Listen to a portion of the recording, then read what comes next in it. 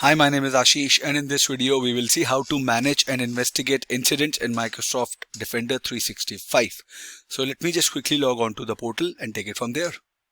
Right, I am logged on to my security.microsoft.com portal, also known as Microsoft 365 Defender, to investigate threats. Incidents that you get are based on the alerts created when a malicious event or like we did in the previous video, wherein we did a simulation of an attack. So incidents were created on the results, on the alerts that happened due to a malicious activity. Individual alerts provide valuable clues about an ongoing attack. However, attacks typically employ various vectors and techniques to carry out a breach, and then correlating all those clues together can be challenging and time consuming. That is why incident is created on the basis of those correlated alerts that makes up the story of an attack, right? So as we saw a little bit in the previous video, so this is an incident, this is multi-threaded multi-stage incident, which is the collection of all these incidents. If I click, and this, you see an alert story in an incident. Well, Microsoft 365 Defender can automatically investigate and resolve the individual alerts through automation and artificial intelligence if it is enabled. Security defenders can also perform more remediation steps to resolve the attack straight from the incident view. And if you would see, incidents from the last 30 days are shown in the incident queue. Let's say if I go back, I only have few incidents because I generated these alerts a few days ago, but if you would see, you can see the last 30 days, 6 months, or custom range as well. And you can prioritize incidents as well. Microsoft Defender applies correlation analytics and aggregates all related alerts and investigations from different products into one incident. Like this was a multi-stage incident wherein Notepad was involved, exe was involved, suspicious process injection was observed, and they correlated this thing to one incident.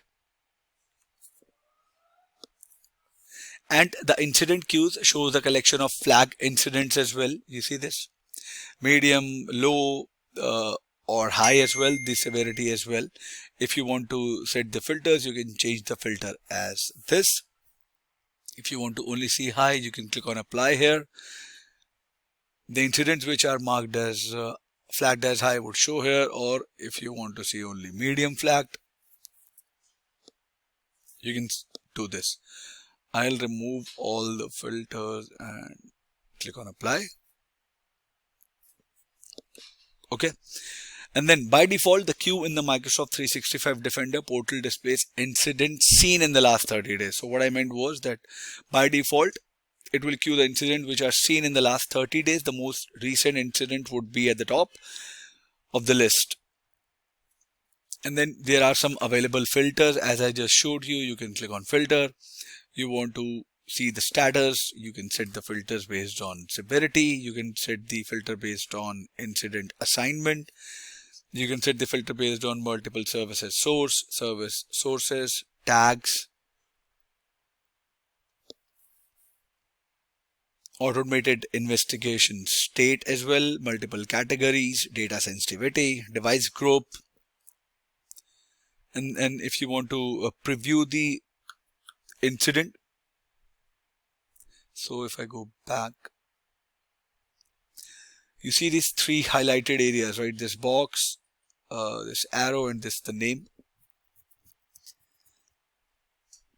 These are the places where you can get the preview of an incident. So if you will select the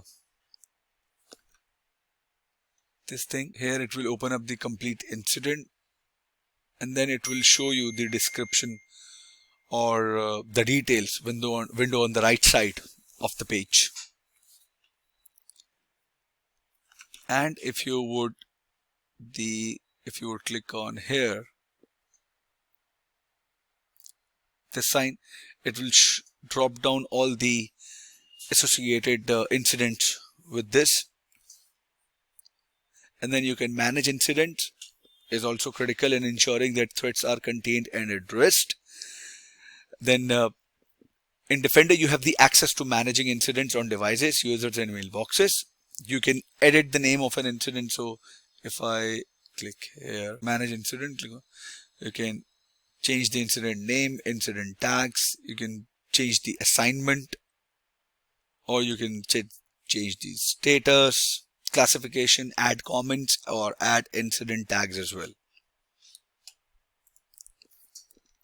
Alright, now if you want to investigate an incident, I just showed you in the previous video, so you always begin with you can check on this as well. You always begin with clicking on the incidents, reading out the details of active alerts, what are the affected devices, users, or it's an affected mailbox. You see this incident graph. If you highlight one option, it will show you all the URL details. You can open up the URL page as well, like I did. It will show you the outbound connection to the IP. All those information you can see from here.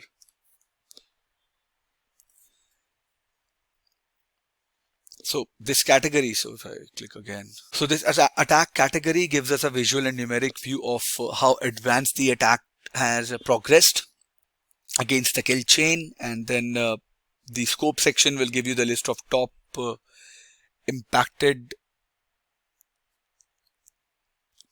assets that are part of this incident. And we can view all the alerts on the portal related to the incident and other information about the incident, such as severity, entities that were involved in the alert, source of those alerts, and the reason they were linked together. And if you click on one of the alerts, you see here evidence, entity name, alert description, the incident, and then this is linked by this device or IP. Devices will show you the where alerts related to the incidents are seen, users that have been identified to be part of related to a given incident, or it will also show you the mailboxes that have been identified to part of the relation with the incident, apps. And then if you want to go on the side, so if I go back to incidents again, click on an incident, you click on the investigations tab. So this investigation is there to see all the automated investigation triggered by alerts in this incident.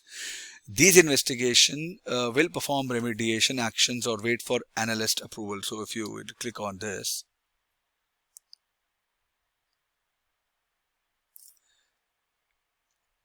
okay, this is the automated investigation that has been done.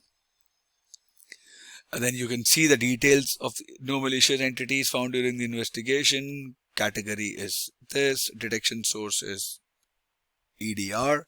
It will show you the devices, entities involved, correlated alert.